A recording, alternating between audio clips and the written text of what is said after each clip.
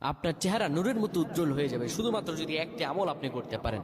অজু করার সময় পানি যখন আপনার চেহারায় দিবেন, আপনার চেহারায় পানি দেওয়ার সময় শুধুমাত্র একটি দোয়া আপনি পড়বেন, আপনার চেহারা থেকে মেস্তা, ব্রণ এবং চেহারার বিভিন্ন রকম কালো দূর হয়ে যাবে এবং চেহারায় সৌন্দর্য এবং লাবণ্য ফুটে উঠবে এবং চেহারায় যেন নূর চলে আসবে ইনশাআল্লাহ। অনেকে দেখা যায় সুন্দর কিন্তু দেখতে ভালো লাগে না, কিন্তু অনেকে কালো কিন্তু তারা দেখতেও ভালো লাগে।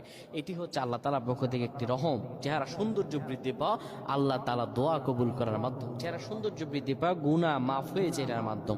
প্রিয় ভাইরা আমার, এটা অত্যন্ত গুরুত্বপূর্ণ আমল, সকলেই করবেন। যখন আপনি অজু করবেন, অজু করার সময় পানিটা যখন চেহারায় দিবেন, ওই পানির মধ্যে 3 বার পরে ফু দিবেন। আল্লাহু নূরুস সামাওয়াতি ওয়াল আরদ আল্লাহুম্মা ইগফিরলি, আল্লাহু নূরুস সামাওয়াতি ওয়াল আরদ আল্লাহুম্মা ইগফিরলি। এই দোয়াটি 3 বার পরে সেই পানির মধ্যে ফু দিয়ে পানিটা চেহারার মধ্যে লাগাবেন। আমার আল্লাহ আপনার চেহারার মধ্যে